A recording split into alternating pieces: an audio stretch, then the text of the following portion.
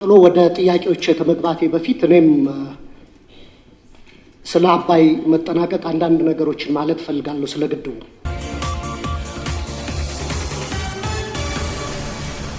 ስድስተኛው የህዝብ ተወካዮች ምክር ቤት አምስተኛ ዓመት የሥራ ዘመን ሁለተኛ መደበኛ ስብሰባ በጠቅላይ ሚኒስትር ዶክተር አብይ አህመድ በተገኙበት መካሄድ ጀምረዋል። ከተነሱት ጥያቄዎች መካከል ለአገልግሎት አሰጣጥ ቅልጥፍና፣ የሙስናና የብልሹ አሰራሮች ዙሪያ በቀጣይ ምን ሊሰራ ታስቧል? የኑሮ ውድነትን ለማሻሻል ለመንግስት ሰራተኛ ደሞዝ ማሻሻያ መደረጉ የሚበረታታ ቢሆንም ይህንን መነሻ በማድረግ ያለ አግባብ ጭማሪ እያደረገ ያለ ሲሆን ይህም በዝቅተኛ የኑሮ ደረጃ ላይ ትልቅ ተጽዕኖ ፈጥሯል።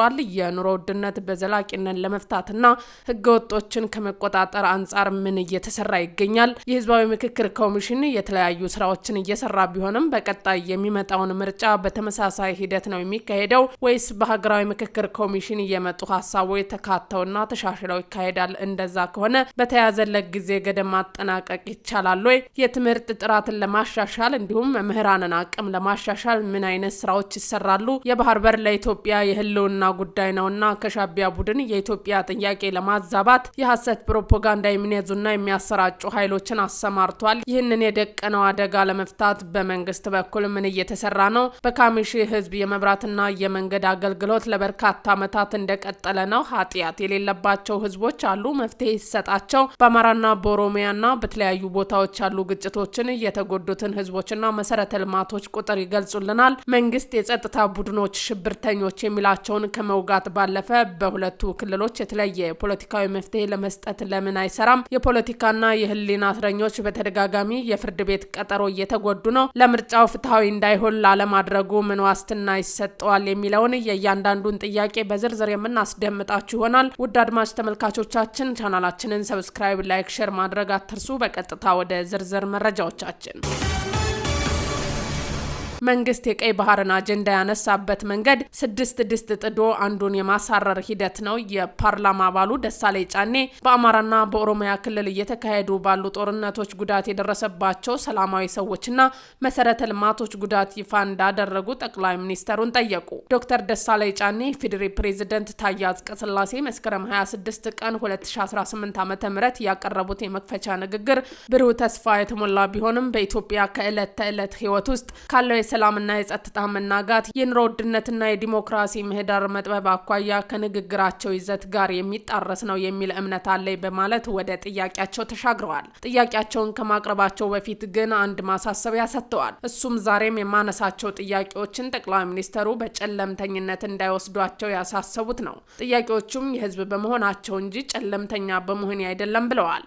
በአማራና በኦሮሚያና በሌሎች አካባቢዎች ያሉ ጦርነትና ግጭቶችን ተባብሰው በመቀጠላቸው ብዙዎች እየተጎዱ ነው።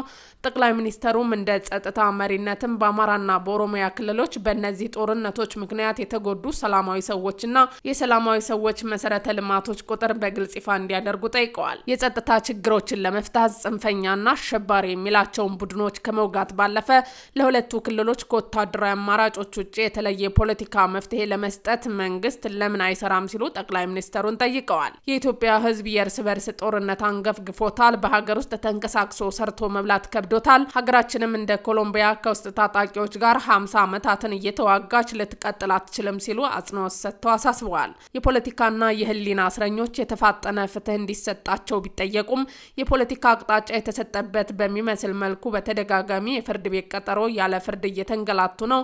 ቤተሰቦቻቸው ከፍተኛ ችግር ውስጥ ወድቀዋልም ብለዋል። በህግ ማስከበር ስም የሚፈጸሙ የዘፈቀደ የፖለቲካ እስሮች ለሚመጣው 7ኛ ምርጫ ፍትሃዊ፣ ነጻና ተአማኒነት ያለው እንዳይሆን ላለማድረጉ መንግስት የሚሰጠውን ዋስትና ጠይቀዋል። ኢትዮጵያ በከፍተኛ ዕዳ ውስጥ ትገኛለች የተባለው እውነታ ነው፣ ግን በቁጥር ማየት ጠቃሚ ነው ሲሉ ጠቅላይ ሚኒስትር ዶክተር አብይ አህመድ ተናግረዋል። ይህ የተገለጸው ጠቅላይ ሚኒስትር ዶክተር አብይ አህመድ ከምክር ቤት አባላት ለቀረበላቸው ጥያቄዎች ምላሽና ማብራሪያ እየሰጡ ባሉበት ወቅት ነው። ኢትዮጵያ በከፍተኛ ዕዳ ውስጥ ትገኛለች የተባለው እውነት ነው፣ ግን በቁጥርና በንጽጽር ማየት ጠቃሚ ነው ሲሉ ተናግረዋል። አፍሪካ ውስጥ አንደኛ፣ ሁለተኛና ሶስተኛ ኢኮኖሚ ያላቸው ሀገራት ከፍተኛ ብድር አለባቸው። በንጽጽር ሲታይ ግን ቁጥሩ የኛ የተሻለ ነው ብለዋል። የኛ ብድር አስቸጋሪ የሆነው ብድሩን የወሰድንበት መንገድ ነው የሚሉት ጠቅላይ ሚኒስተሩ የወሰድነው ብድር ኮሜርሻል ሎን ስለሆነ ለመክፈል አስቸጋሪ በመሆኑ እንጂ ብድሩ ብዙ ሆኖ አይደለም ብለዋል። አበዳሪ አካላት እድገታችንን እያዩ ስለሆነ እንዳለ ያለብንን ብድር እንድንከፍል ይፈልጋል። እኛ ግን በመርሁ መሰረት ነው የምንከፍለው ሲሉ ተናግረዋል። የለውጡ መንግስት በዚህም $1 በኮሜርሻል ሎን ሳይወስድ ነው እስካሁን ያለው ያሉት ጠቅላይ ሚኒስተሩ ይህ ስኬት ነው ብለዋል። በዚህ ዓመት 1 ትሪሊየን ብር ገቢ እንደሚጠበቅ ያነሱት ጠቅላይ ሚኒስተሩ በዚህም የማይክሮ ኢኮኖሚ ማሻሻያ ጥቅም አንዱ ማሳያ ነው ብለዋል። ከኢትዮጵያ 3 ሀገራት እንዳለባቸው የተባለ ሲሆን ኢትዮጵያ ያለባት ብድር ከ$23 ቢሊዮን አይበልጥም። ይህንን ዕዳ በአጭር ጊዜ ብዙ ለመክፈል በሚቻልበት መንገድ ብድር ስለተወሰደ ከባድ የሚያደርገው እሱ ነው ሲሉ ጠቅላይ ሚኒስተሩ ተናግረዋል። በሪፎርሙ ምክንያት ከ4 እስከ $4.5 ቢሊዮን የሚጠጋ የዕዳ ሽግግር ተደርጓል። ይህም ትልቅ እድል ነው ብለዋል። ከሪፎርሙ በኋላ ኢትዮጵያ በሪዘርቭ ከ10 በመቶ በላይ ማደግ ተችሏል። ከሪፎርሙ በኋላ ኢትዮጵያ ሪዘርቭ ከ10 በመቶ በላይ ማደግ ይችላል። ይህም የሆነው በሪፎርሙ ምክንያት ነው ብለዋል። ግብርና ባለፈው ዓመት 7.3 በመቶ እድገት አምጥቷል። በ2010 የኢትዮጵያ የሩዝ ምርት 1.5 ሚሊዮን ኩንታል የነበረ ባለፈው ዓመት 63 ሚሊዮን ኩንታል ማምረት ተችሏል። ስንዴ በለውጡ መንግስት 47 ሚሊዮን ስንዴ ታመርት ነበር።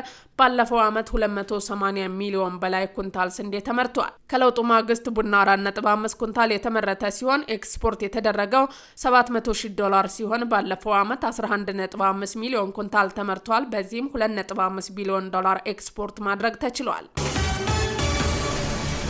ህወሓት የፖለቲካ ማጭበርበር ይቁም ሲል ለአቶ ጌታቸው ረዳ መልስ ሰጠ። አቶ ጌታቸው ረዳ በትናንትናው ዕለት በወልቃይት ጠገዴ ሲቲ ሁመራ ዞን ተገኝተው በህዝባዊ ውይይት ማድረጋቸው ይታወቃል።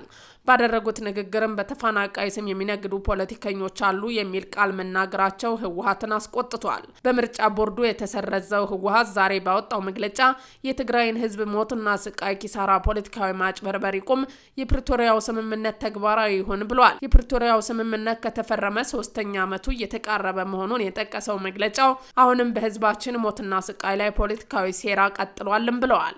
የኢትዮጵያ መንግስት በምዕራብ ትግራይ ታጣቂዎች ማሰማራቱን የጠቀሰው ህወሓት ይሁንና በስብሰባ መድረኮች ላይ ግን የትግራይን ህዝብ ለማሳሳት የተፈናቀሉ ሰዎችን ለመመለስ የሚያደርገው ጥረት እየተሳካ መሆኑን እንደሚናገር አስረድቷል።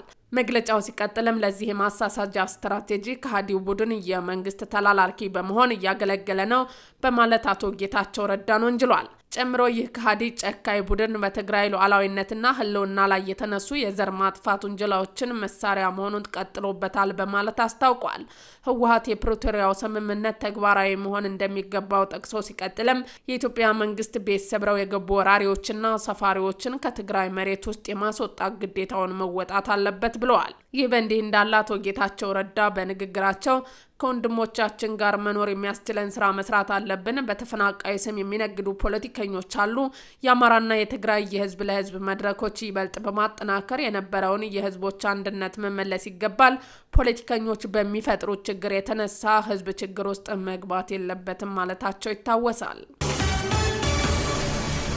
የማይናማር ጦር ባለፈው ሳምንት አካሄደው በተባለ ኦፕሬሽን ከ2000 በላይ ሰዎች ማሰሩ ተነገረ። የማይናማር ጦር የቁማር የኦንላይን ማጭበርበሪያ የገንዘብ እጥበት ማዕከል በሆነውና በታይላንድ ድንበር አቅራቢያ በሚገኘው ኬክ ፓርክ ባካሄደው ዘመቻ 2198 ሰዎች እንዳሰረ ተናግረዋል። በወቅቱም ኤሌክትሪክ ኃይል ተቋርጦ እንኳን ካምፕ ውስጥ ኢንተርኔት እንዳይቋረጥ ለማድረግ ጥቅም ላይ ሲውሉ የነበሩ 30 የስታርሊንክ የኢንተርኔት ሳተላይቶች ተይዘዋል። ምንም እንኳን ዜግነታቸው በይፋ ባይገለጽም ጦሩ ወንዶች፣ ሴቶችም ካምፑም የሚጠበቁ አካላት ታስረዋል። ኬኩ ፓርክ የሚገኝበት ካይን ስቴት የማይናማር ጦር በብሔር የተደራጁ ታጣቂዎችና የተቃዋሚው ፒፕልስ ዲፌንስ ፎርስ የሚፋለሙበት ቀጣና ነው። በሌላ በኩል አሁንም ልጆቻችን ከማይናማር ወደ ኢትዮጵያ ያልተመለሱላችሁ ወላጆች ልጆቻቸው ሰሞኑን በከፍተኛ ችግር ላይ እንደወደቁ ተናግረው የኢትዮጵያ መንግስት አፋጣኝ መፍትሄ እንዲፈልግላቸውና እንዲመልስላቸው ተማጽነዋል። አሁንም ልጆቻችን ማይናማር ናቸው። ከዚህ ቀደም በተሰራው ስራ ብዙ ልጆች መጥተዋል። አሁንም ትኩረት ተደርጎ ከዚህ ቀጣና ልጆቻችን እንዲመለሱ ትብብር ይደረግልን ሲሉ ኢትዮጵያ በኩል ጥሪ አቅርበዋል። በግብጽና በኢራን የሚደገፈው የአልቡርሃን 6ኛ ክፍለ ጦር አዛዥ ሜጀር ጀነራል መሐመድ አህመድ አልቃድር በሐምዳን ዳግሎ መማረካቸው ሱዳን ታይምስ ዘግቧል። የአርኤስኤፍ ጦር ጀነራል በቁጥጥር ስር የዋለው ስትራቴጂካዊነት ከተማ አልፋሽር ትናንት በተቆጣጠረበት ወቅት ነው። አርኤስኤፍ ከቅርብ ጊዜ ወዲህ ዘመናዊ ድሮኖችን በመታጠቅ የጦርነቱን ሚዛን በመቀየር ላይ ይገኛል። ትራምፕ በ2028 በሚደረገው ምርጫ ለምክትል ፕሬዝዳንትነት እንደማይወዳደሩ ገለጹ። የአሜሪካው ፕሬዝዳንት ዶናልድ ትራምፕ ደጋፊዎቻቸው ለተጨማሪ አንድ ዙር በስልጣን ላይ እንዲቆዩ ቢፈልጉም እርሳቸው ግን ሀሳቡን ውድቅ አድርገውታል። በአሜሪካ ሕገ መንግስት መሰረት ማንም ሰው ለሶስተኛ ጊዜ በፕሬዝዳንትነት መመረጥ አይችልም። በጉዳዩ ዙሪያ ምላሽ የሰጡት ፕሬዝዳንቱ ይህንን ለማድረግ ፍቃድ አለኝ፣ ነገር ግን አላደርገውም፣ ሰዎች ደስ የሚላቸው አይመስለኝም፣ ትክክልም አይደለም ሲሉ መልሰዋል። ለሶስተኛ ዙር ስልጣን ሊወዳደሩ የሚችሉበት እድል አለ ወይ ተብለው የተጠየቁት ፕሬዝዳንቱ ባደርገው ደስ ይለኛል፣ ያለ ቁጥራዊ መረጃዎች በጣም ምርጥ ናቸው ብለዋል። ምክትል ፕሬዝዳንት ጄዲ ቫንስ እና የውጭ ጉዳይ ሚኒስተር ማርኮ ሩቢዮ ለስልጣን መወዳደር የሚችሉ የተሻለ ሰዎች ናቸው ሲሉ ተናግረዋል። ሁለቱ የሆነ ቡድን መፍጠር ቢችሉም የሚያስቆማቸው ያለ አይመስለኝም፣ ይህንንም በደንብ የማምንበት ጉዳይ ነው ሲሉ ምላሽ ሰጥተዋል ሲል ሮይተርስ ዘግቧል። ውድ አድማጭ ተመልካቾቻችን የዛሬ መረጃዎቻችን ይህንን ይመስሉ ነበረ። ቀጣይ በሌላ መረጃ እስከምንገናኝ መልካም ቆይታ ይሆንላችሁ።